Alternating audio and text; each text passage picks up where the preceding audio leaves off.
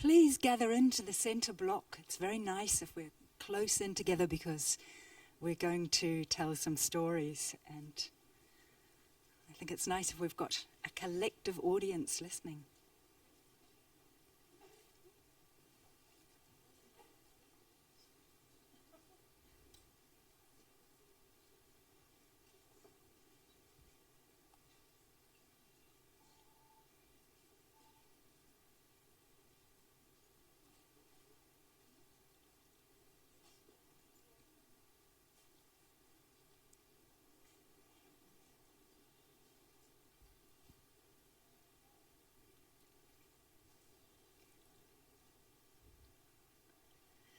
So, welcome, Kia ora. Herzlich willkommen, meine Damen und Herren. Ich fange ein bisschen im Deutsch an. Ich begleite Sie heute Nachmittag durch unsere Diskussion mit Joy Cowley, einer von den größten Schriftsteller überhaupt in Neuseeland, aber besonders für Kinder- und Jugendbücher. Es gibt Audiogeräte, man kann mit dem Dolmetscher alles verstehen, falls Sie Englisch nicht sonst verstehen. Wir führen unsere Diskussion auf Englisch, aber später lese ich auch eine kleine Geschichte auf Deutsch. Joy liest auf Englisch und ich würde die Dolmetscher fragen, nicht simultan zu übersetzen, während Joy liest. So, welcome ladies and gentlemen. I'm Dulcie Smart. I'm a New Zealander. I've lived in Germany for 20 years, and it's my very, very great honor to be here today to introduce to you Joy Cowley, who is one of New Zealand's greatest writers, and especially one of New Zealand's greatest children and young people's writers. You may have already experienced her. She was one of the two guest speakers at the opening ceremony on Tuesday night, representing New Zealand. Joy is a pioneer of children's literature. She started Joy, didn't you? Pick up your microphone. Let's begin. Joy's first book, The Duck and the Gun. Yes. Was this the first ever New Zealand children's picture book? I don't know if it was. I think that there had been some picture books before. I know that Janet Frame wrote a children's picture book, but it was certainly one of the first picture books in the 1960s. It came out the same year as Margaret Mahy's book, The Lion in the Meadow. The Duck and the Gun was published in America. The Lion in the Meadow was published in England. At that time, there were no New Zealand publishers publishing quality children's picture books. Yes, when I was a child, there were no New Zealand picture books. And Joy has achieved this wonderful thing of being part of starting a magnificent tradition in children's literature that New Zealand is now famous for. Today, our topic is this book. It's our focus. We'll talk about much more. Snake and Lizard, in German, Schlange und Eidechs. And to give you a feel of this book, we'll kick off by having Joy read us a story called In the Garden, Im Garten. This is just a very short story, In the Garden. Snake and Lizard were in a garden. Snake was sunbathing in a patch of new corn. Lizard was beside her catching flies. A woman came near to weed the vegetables. "Ugh," said Snake with a shudder. "Here comes that horrible human thing." "You shouldn't call anyone names," said Lizard. "She is," said Snake. "Yesterday she screamed at me." "That's because you hissed at her," said Lizard. "She's scared of you." "Scared of me? That's a laugh." "It's not funny at all," replied Lizard. "You shouldn't hiss at human things. They don't like it." "What should I do?" said Snake. "Just remember that human things are creatures too, and all creatures need kindness." "But human things give me the creeps," said Snake. "Don't talk like that," said Lizard. "Say to yourself, I I will be kind. I will be kind. Go on. Snake curled up amongst the corn, muttering, I will be kind, I will be kind, while Lizard went away to hunt for flies in the lettuce patch. A little while later, Lizard heard a terrible scream. He saw the gardening woman running into a house, waving her hands. Lizard went back to Snake, who was shaking with fear. She screamed at me. You hissed at her, said Lizard. No, I was being kind. What did you do? Said Lizard. I just kissed her, said Snake. There's a lot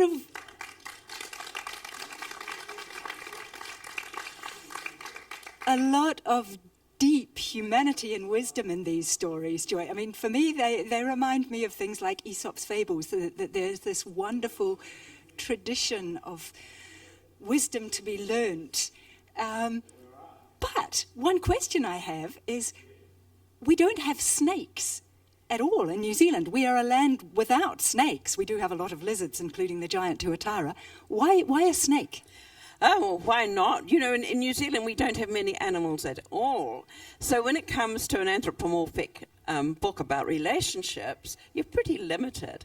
And birds really don't do it, do they? So I have to write what I know, and I've worked a lot in Arizona. So it made sense to set it there. And the books are beautifully illustrated, and you can tell I wouldn't have known exactly that it's Arizona if Joy hadn't told me. But they are done with enormous detail. Joy, tell us a little bit about the illustrator, Gavin Bishop. I think, oh yes, you can see some of the illustrations up there on the big screen.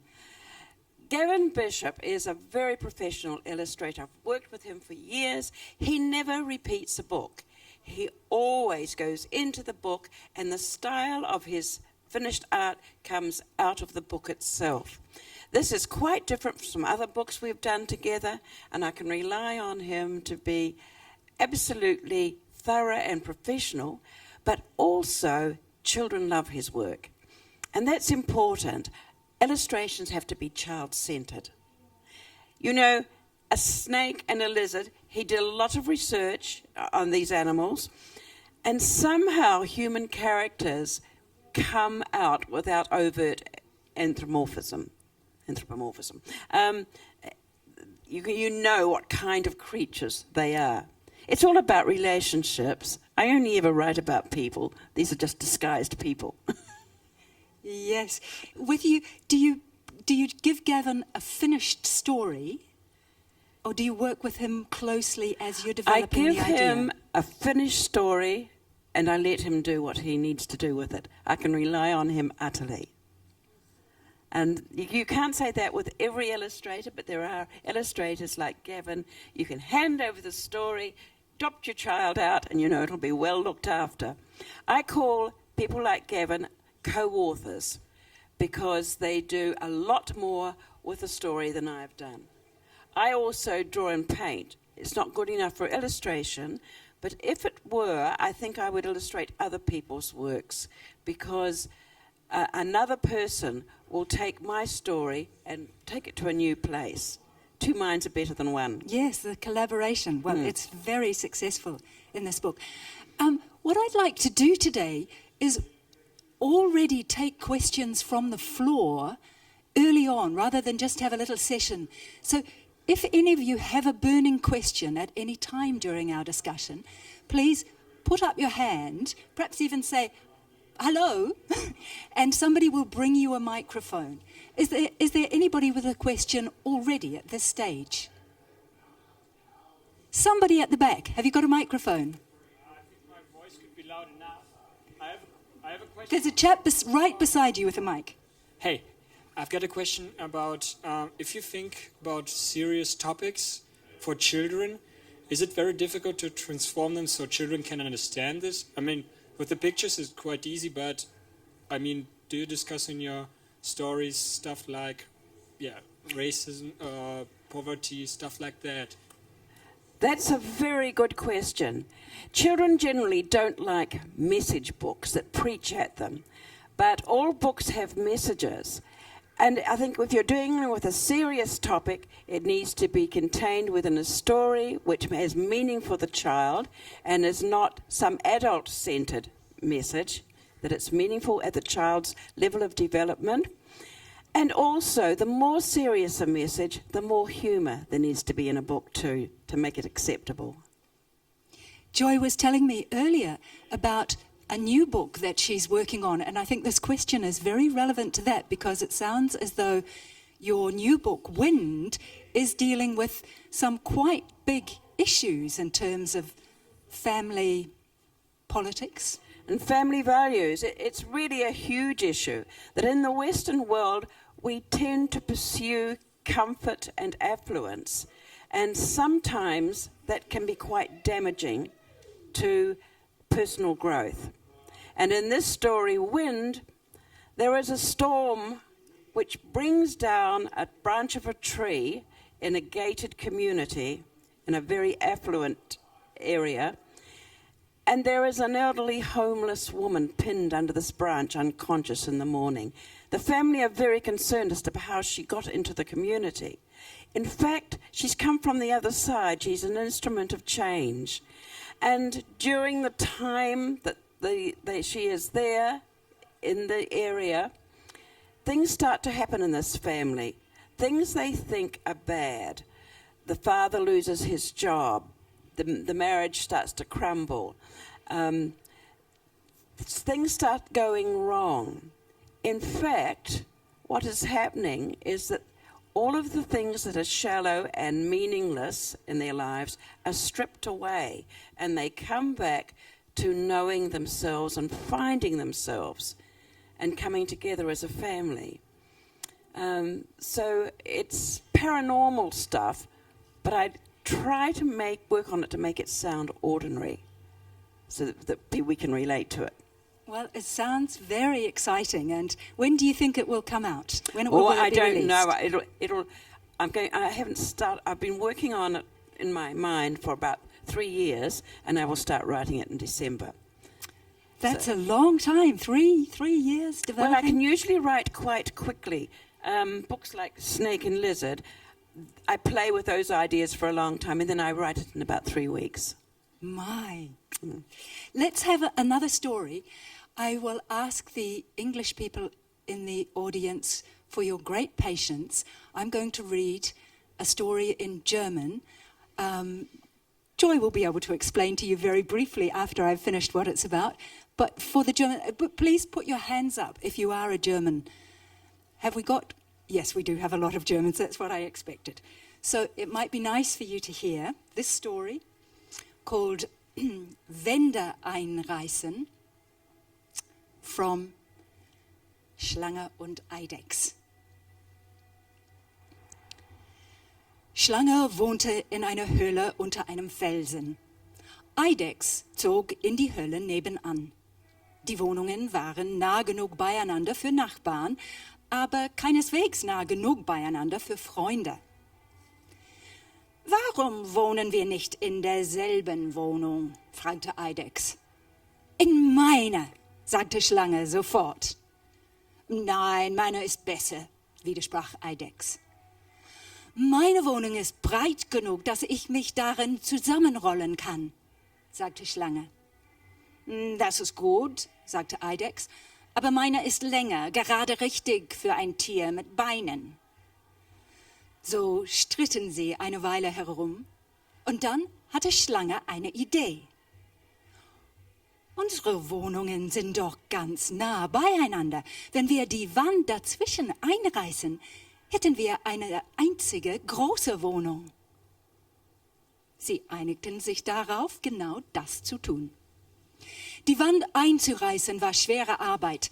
Eidechs baute die Wand mit seinen Pfoten ab und Schlange brachte den Schutt in ihrem Maul nach draußen. Einmal fielen ein paar Steine auf Schlanges Schwanz und sie zischte vor Schmerz. »Entschuldigung«, sagte Eidechs. »Es tut weh«, sagte Schlange und wand sich vor Schmerz. Ich habe mich doch entschuldigt, erwiderte Eidechs.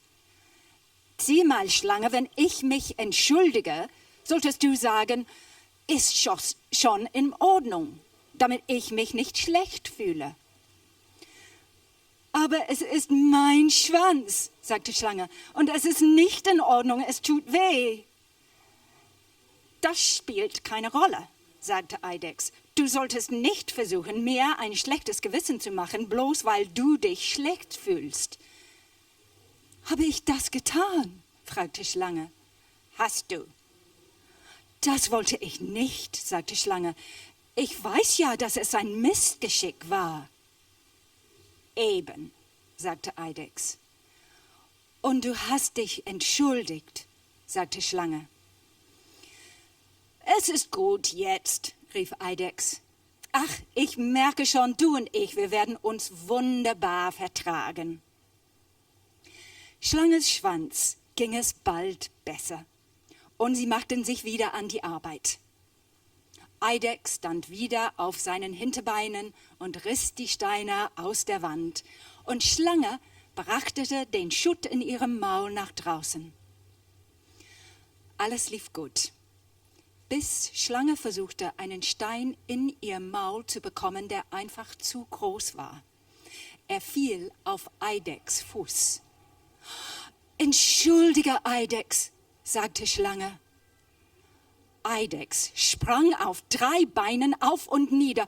Oh, du dümmlicher, schlänglicher Wasserschlauch, kannst du nicht besser aufpassen? Well, Snake and Lizard are neighbours, but they decided to take down the wall between their burrows to make one abode. Snake is moving dirt in her mouth, and she drops a rock on Lizard's tail. And Lizard drops a rock on Snake's tail and hurts Snake. And Lizard says, sorry, but Snake goes on complaining about it. And Lizard gives Snake a lecture that Snake should not make him feel hurt just because she feels hurt.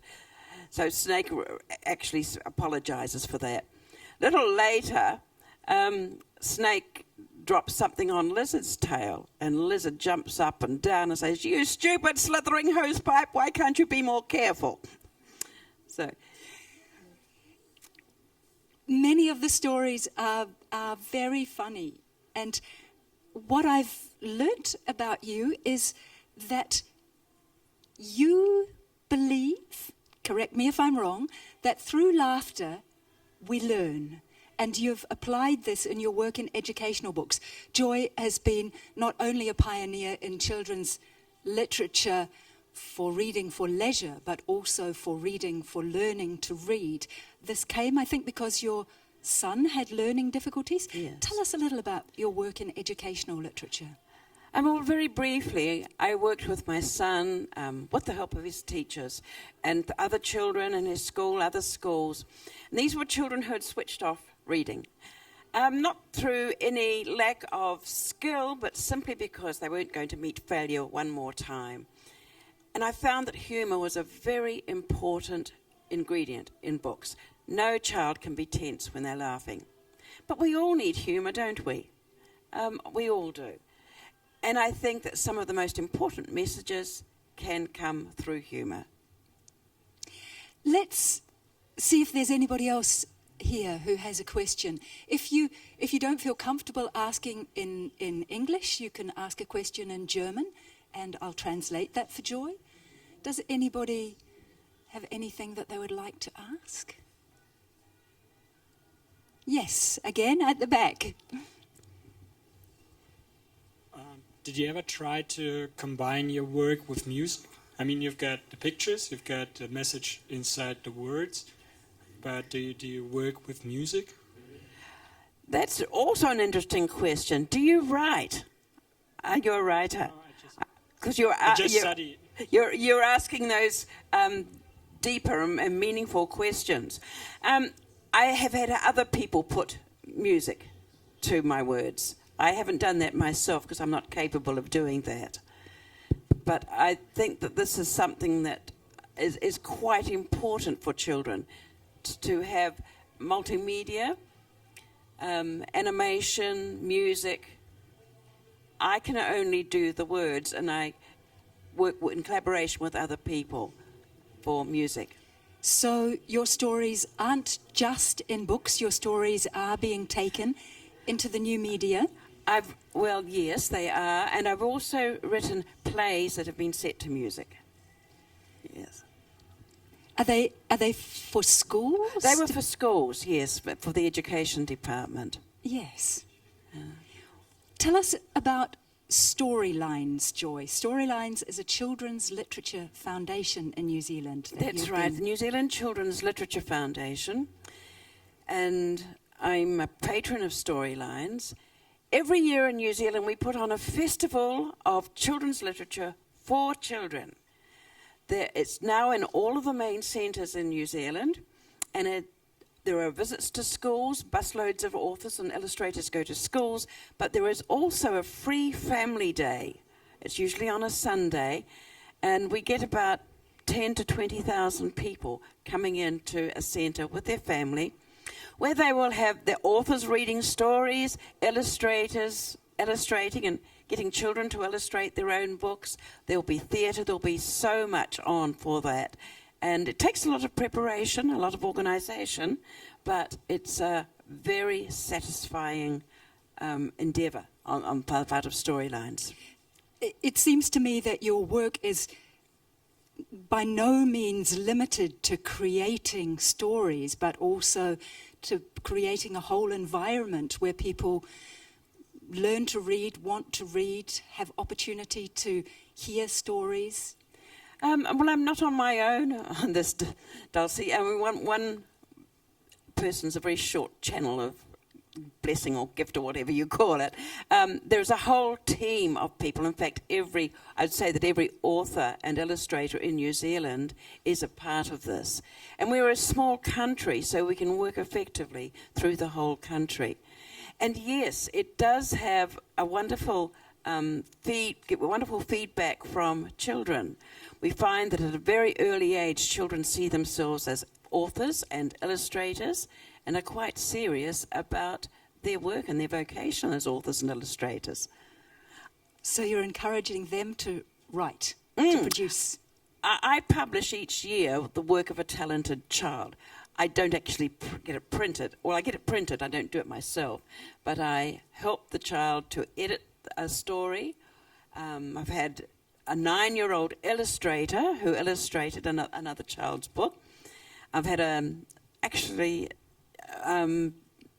Bill English, our Deputy Prime Minister, mentioned the other night that his son at 11 was writing wonderful poetry. Some of it was like an 11-year-old's poetry, and some of it was T.S. Eliot. It's very deep. And his volume of work was published last year. Are they then available in the bookstores for people to buy, or are they sent to schools? That's up to the family. Libraries have some of them. Yes. And it's up to the family and to the child I just do 100 copies, and then if they want to sell them and get the money, they can reprint it. Actually, the last 3 years, the books have been reprinted. But it's important that children do see themselves as authors and illustrators. And I don't know of any publisher who publishes children's work. Do you think that this act of being creative, of making up stories, is easier for children? Have you hung on to a part of your childhood in order to be able to do this? Or is it simply that some people have creative minds and others don't? Oh, I don't know. I think that we're all creative in some way, whether it's socially or artistically. And our childhood is not something that's behind us, it's within us. I used to think that we grew old like apples. We shriveled up and then fell off the tree. Now I know we grow old like onions, layer upon layer, and there's always that green shoot of childhood in the middle. Wonderful.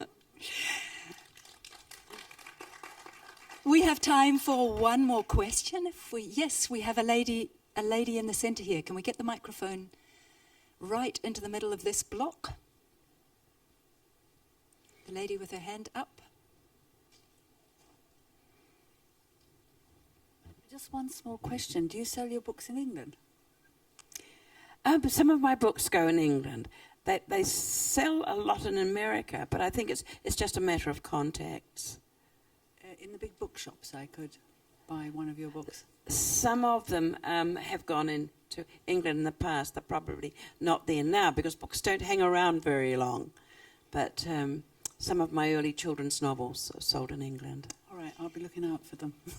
And in our last seconds then, tell us about in Germany. Tell us about your books. We know this book is in translation now, but your novel, The Silent One, didn't that come out very early in Germany? That came out, and then a novel which was a time when I was studying quantum physics and very interested in that, called Star Bright and the Dream Eater. That was also published in Germany. And now Snake and Lizard. But my very first novel, which was an adult novel, published in 1967, was published in the States. It was published in Germany in 1968. Ein Nest im Herbstgebaut, Nest in a Falling Tree. Nest in a Falling Tree. Our time is up. I thank you all very much. I thank especially Joy for giving us her wisdom and her wit today. And I invite any of you who would like a copy of one of these books, I believe we have them in German and English.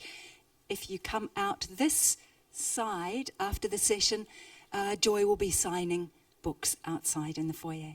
Thank you so very much. Thank you. Thanks so much.